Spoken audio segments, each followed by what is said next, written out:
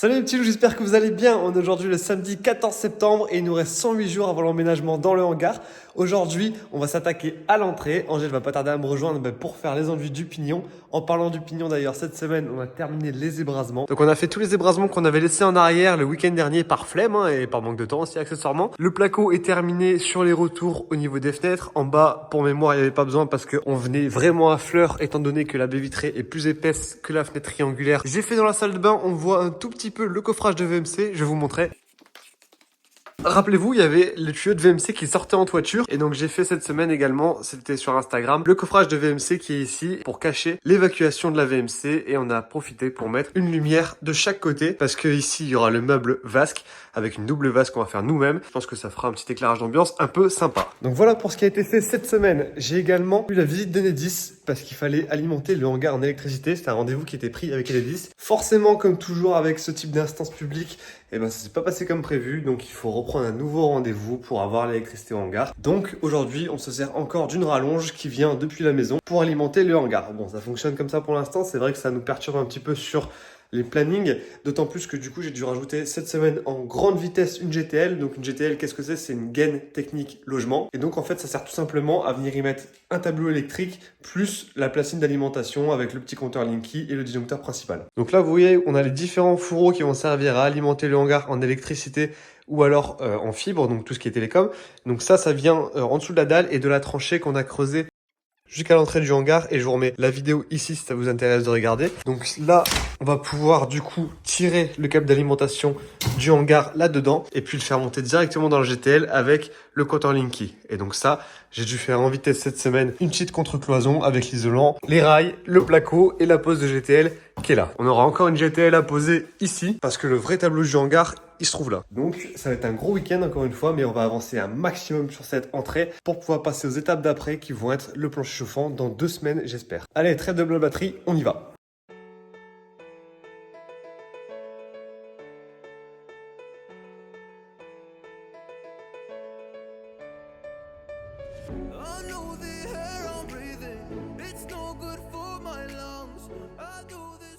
Pour les semelles en bas, dans une dalle béton, moi j'utilise des chevilles à frapper. Donc forcément, il faut percer avant et puis frapper les chevilles avec un marteau. C'est la meilleure fixation, je crois, pour une dalle de béton. C'est ce qu'il y a de plus simple en tout cas. Et donc voilà, on va pouvoir passer au montant.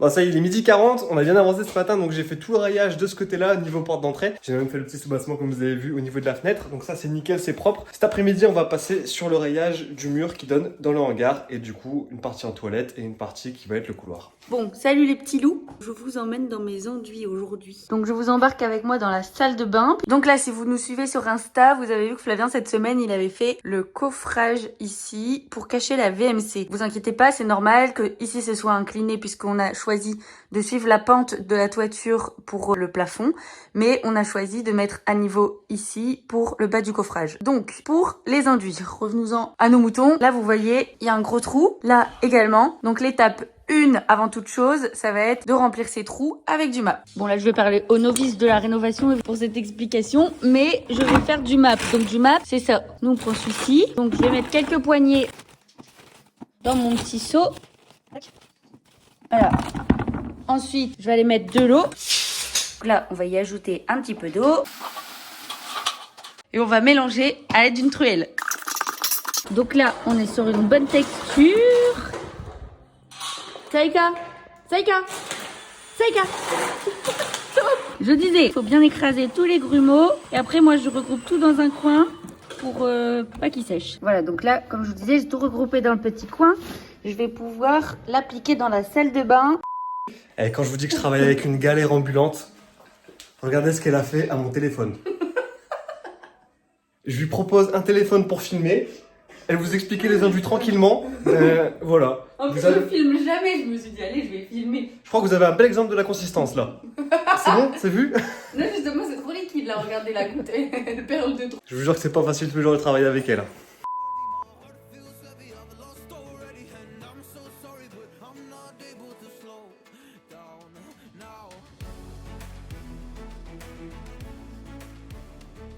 Je vous ai pas tout filmé, mais c'est toujours pareil. Donc là, j'ai rebouché le trou qu'il y avait ici, le trou qu'il y avait là, et j'en ai profité. J'ai vu qu'il y avait un trou aussi ici. C'est parti, là, je peux faire les enduits de partout. Bon, sauf ici où c'est en stand-by pour la baignoire parce qu'on attend de recevoir le robinet qui est mural, qui est encastré. Donc maintenant, le collage des bandes. Évidemment, il faut attendre que le maplat soit sec. Moi, je le fais au feeling. Quand je sens que c'est complètement dur, je me dis que c'est sec. Ça change un peu de couleur également quand c'est sec. Et du coup, en attendant, je vais faire les bandes ici, ici, ici et là-bas. En termes d'outils, vous allez avoir besoin d'un enduit colle, puisque c'est pour coller les bandes, c'est pas pour ratisser. De bandes classiques, comme ça, un rouleau de bande classique, et de la bande armée. La bande armée, elle s'utilise uniquement sur les angles sortants, la bande comme ça sur les angles entrants, et quand c'est droit. Moi ensuite, pour coller les bandes, j'utilise 2 couteaux, un grand couteau pour poser la matière, et un petit couteau pour appliquer sur le mur. Je vais essayer de vous expliquer et de vous montrer là pour les bandes. Alors déjà, je prends une bonne quantité de matière. Ensuite, je prends la bande classique, étant donné qu'on va faire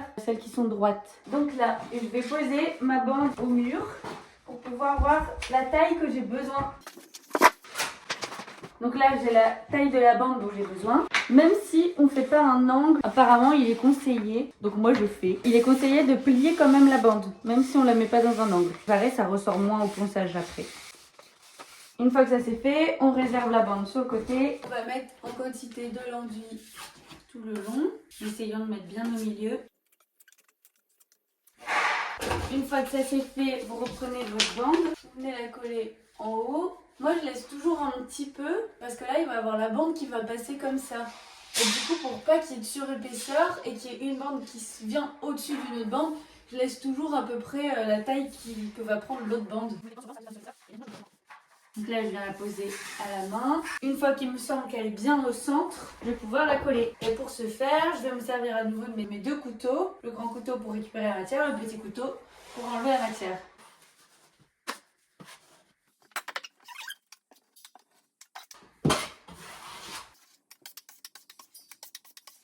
Là, ma bande, elle est collée.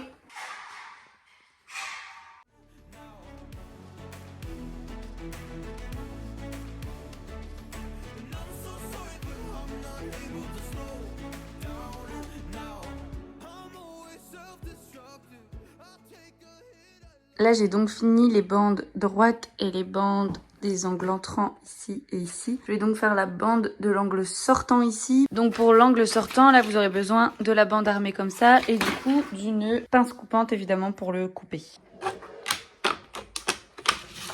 Donc là, comme pour la bande classique, vous la pliez en ayant les réglettes métal à l'intérieur. Une fois qu'on a plié tout du long, là c'est important pour le coup de vérifier la taille parce que ça va être très compliqué avec la bande armée de recouper alors qu'elle est déjà posée.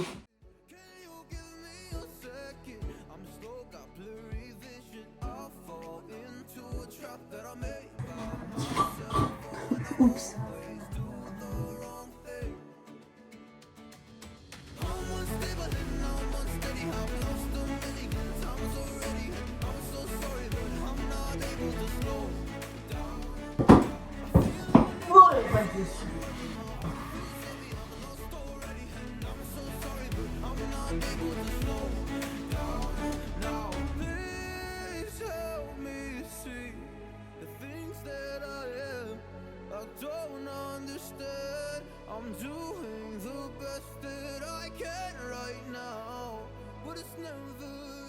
Bon les amis, pendant qu'Angèle faisait les enduits là-bas du pignon, elle a super bien avancé, c'est trop cool.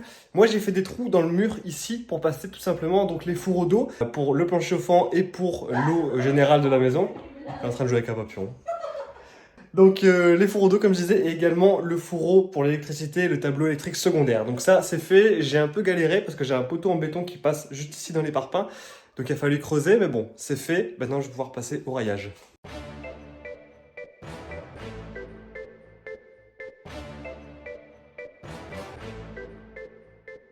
Donc le rayage de cette partie-là est terminé à ceci près que je vais faire l'imposte ici au-dessus de la porte maintenant. Petit point technique. Les plus observateurs d'entre vous l'auront peut-être remarqué. Quand j'ai un montant comme ça, j'ai pour habitude d'aller mettre une vis ici, côté intérieur, non pas côté extérieur parce que du coup ça va faire bomber et peut-être casser le placo quand on va l'appliquer ici. Par contre ici derrière, il n'y a rien à part de l'isolant et donc je mets toujours une petite vis à placo en haut et en bas. La même chose ici également. En fait, c'est tout simplement quand j'ai un seul montant, c'est beaucoup plus rigide de mettre une vis, en tout cas solide, que de sertir avec ces deux petits points-là. Ça évite vraiment que le rail ne puisse sortir de ses sertissages. Et donc là, on est tranquille. Donc je sais pas si vous faites comme moi, mais moi je trouve ça assez solide de cette manière-là. Et également ici, j'ai oublié de vous montrer, j'ai à chaque fois fait la réservation pour un placo. Étant donné que je fais tout le raillage en même temps et je mettrai les placos après, je me prévois à chaque fois un petit bout de placo qui traîne et je le mets ici.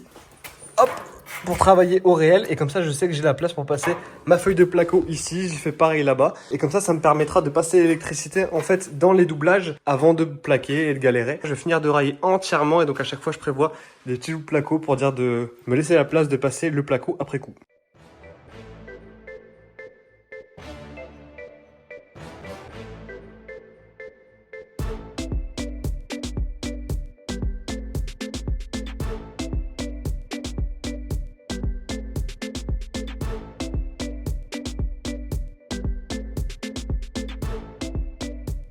Bon, ça y est les petits loups, fin de journée, donc on a bien avancé. Vous avez vu que mon père est venu me donner un coup de main pour passer tous les réseaux de plomberie. Donc on a mis 2 réseaux pour les alimentations de nourrice classiques de la maison et 2 réseaux, quand je dis des réseaux c'est des tubes, hein, pour passer le chauffage au sol. Donc là on a traversé le mur avec les petits trous qu'on a fait tout à l'heure. Et on se retrouve donc voilà juste derrière ici, donc on a laissé du mou pour aller alimenter ce réseau de nourrice là et la nourrice qu'on va créer pour le chauffage au sol. On a également passé la gaine qui va alimenter le tableau secondaire comme je vous disais tout à l'heure, donc le tableau principal est là, le tableau secondaire il est derrière le mur avec une gaine en 40 mm, comme ça on va passer 3 x 16 carrés dedans. J'en ai profité aussi pour relier la porte d'entrée à la terre, donc ça c'est réglé. Et puis là on est en train de se casser la tête avec Angèle pour l'aménagement du toilette. En fait on va y mettre donc le toilette forcément suspendu ici et un meuble vasque pour se laver les mains dans les toilettes. Donc c'est les alimentations en eau que j'ai tirées là, que j'ai laissé en attente parce qu'il faut encore qu'on définisse ce qu'on va mettre en lavabo. Et là on est en train de chercher, mais j'ai besoin du modèle de lavabo pour mettre mes sorties d'alimentation là et l'évacuation. Demain on se retrouve pour terminer le rayage de cette partie là. On va sûrement isoler, plaquer, enfin il nous reste pas mal de choses. Allez, à demain.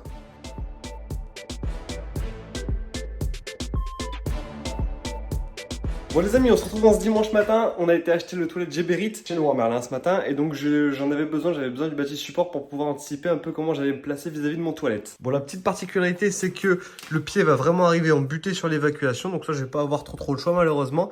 La hauteur de l'évacuation ici c'est pas trop mal et je suis décalé de 1 cm plus à gauche par rapport à l'axe de mon toilette. Bon, je veux dire que c'est acceptable également. La seule chose c'est que je vais devoir me poser devant mon doublage ici, parce que si je vais trop loin, je pourrais plus faire l'évacuation qui est là, parce que vous voyez que je suis déjà à 3 cm ici du bâti support. Donc le bâti support, je vais en fait le mettre devant le doublage, donc qui est déjà constitué ici avec le montant qui est ici, vous le voyez en fait avec le rail au sol. Et donc ça va être le cas d'une pose d'un bâti support dans une cloison, ce qui est possible de faire.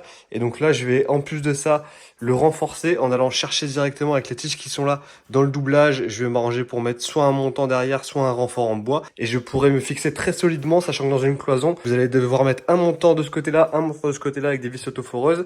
Et normalement, il n'y a que ça qui tient le bâti support. Sauf que moi, je vais rajouter en plus les fixations qui sont normalement faites pour les fixations dans un mur en maçonnerie. Et donc forcément, il y aura un double renfort et ça ira très bien.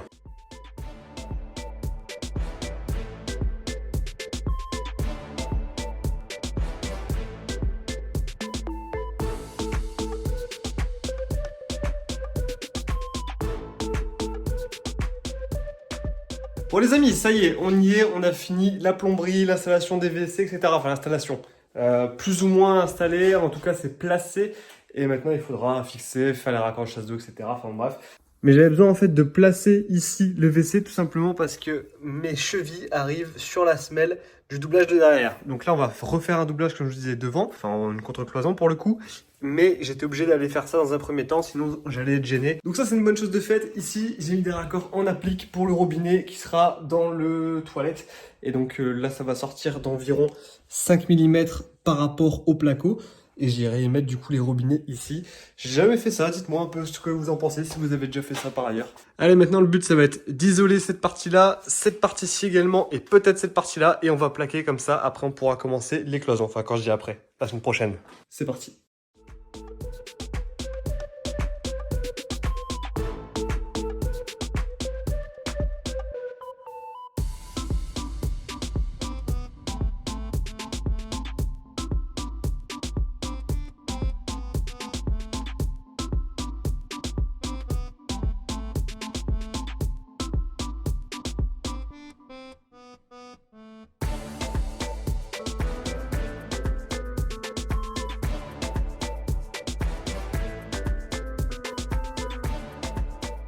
Bon alors, je sais pas où c'est arrêté niveau explication, mais moi, j'ai fait toute la deuxième passe du pignon, sauf là. Parce que il faut être vraiment en équilibre sur ce truc qui est posé sur l'échafaudage, donc je le ferai pas. J'attends que Flavien il fasse la première et deuxième passe et après je pourrai tout ratisser. Mais je lui ai pas laissé grand chose en soi, ça va. C'est parce que ma vision dans ta tienne, ma chérie. N'importe quoi. Comme vous pouvez l'observer dans le schnorr, il fait beau. Il y a un beau ciel bleu. Et monsieur Flavigno, il est en train de découper le placo. Pourquoi? Ça, c'est la dernière coupe de placo de la journée.